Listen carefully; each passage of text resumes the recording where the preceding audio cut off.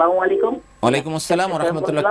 হ্যাঁ, রমজান মাসে রাতের নামাজের হাদিসটা কেমন করে লেখা আছে এটা শুনতে চাচ্ছিলাম। রমজান মাসে রাতের নামাজের হাদিসটা, তাই না? জি, ধন্যবাদ। আপনি আমাদের সাথে থাকুন, ইনশাল্লাহ আমরা জবাব দিব। আমাদের এক ভাই প্রশ্ন করেছেন, রমজান মাসে রাতের বেলার যে হাদিসটা, এটা আমরা মানে কি করে, উনি সরাসরি সেটা জানতে চাচ্ছেন হাদিসটা। রাতের নামাজের বিষয়। হ্যাঁ, না, রাতের নামাজের বিষয়। রমজান মাসে যে মা কানা রাসূল সাল্লাল্লাহু আলাইহি ওয়াসাল্লাম ইউসাল্লি, মানে নবী সাল্লাল্লাহু যে রমজানে 11 রাকাতের বেশি পড়তেন না, যে হাদিসটা বলা হয়েছে মা আয়েশা রাদিয়াল্লাহু আনহা থেকে, আয়েশা রাদিয়াল্লাহু আনহা থেকে, যে তিনি রমজান এবং রমজানের বাইরে সব সময়ই এটা 11 রাকাত পড়তেন। তো এইটা রমজান রাসূল সাল্লাল্লাহু আলাইহি ওয়াসাল্লাম অভ্যাস ছিল। এছাড়াও যেটা আমরা তারাবি পড়ি, এটা আলাদা করে পড়তেন। হ্যাঁ, আমার ভাই যেটা বলেছেন, আপনি যেটা বলেছেন, এটা হয়তো সরাসরি আরবি ইবারত যেটা, এটা হয়তো এখন আমাদের মানে উল্লেখ করার বা সেই মেমোরিতে নাই।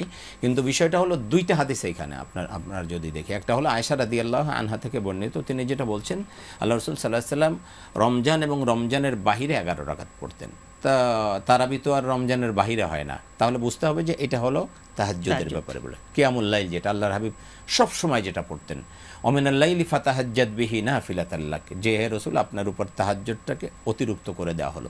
তাহলে এটা হলো রমজানের বাহিরেও তিনি পড়তেন, রমজানেও পড়তেন এটা। আর তারাবির জন্য যেটা, এটা হলো ইবনে আব্বাস রাদিয়াল্লাহু আনহু থেকে বর্ণিত একটা সহিহ হাদিস আছে। রাসূল পাক সাল্লাল্লাহু আলাইহি ওয়াসাল্লাম এই তারাবির নামাজ পড়েছেন, তবে একাকী পড়তেন।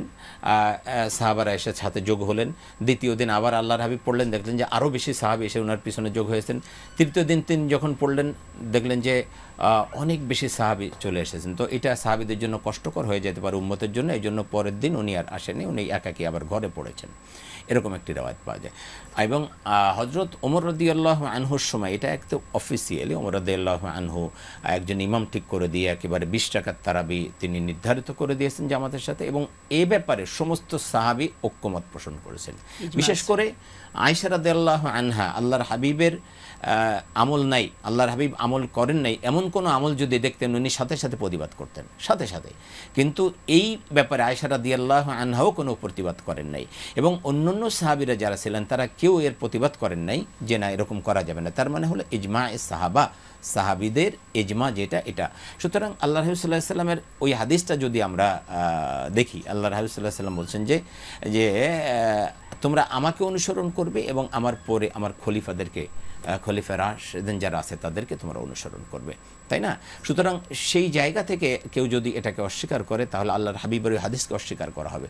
সুতরাং ওমর রাদিয়াল্লাহু আনহুর সময় একদম যেটা অফিসিয়াল এটা করা হয়েছে, একদম সেটাকে আমরা কোনোভাবেই মানে দুর্বল চোখে দেখতে পারি না বা অবহেলার চোখে দেখতে পারি না। অবশ্যই সেটার উপরে আমল করতে হবে, এবং এটাই হলো ডিসিশন। সুতরাং তারাবি এবং তাহাজ্জুদ দুইটা সম্পূর্ণ আলাদা বিষয়। আমরা সেই বিষয় নিয়ে ইনশাআল্লাহ আমাদের মধ্যে যেন কোনো রকম কোনো সংশয় সন্দেহ না থাকে।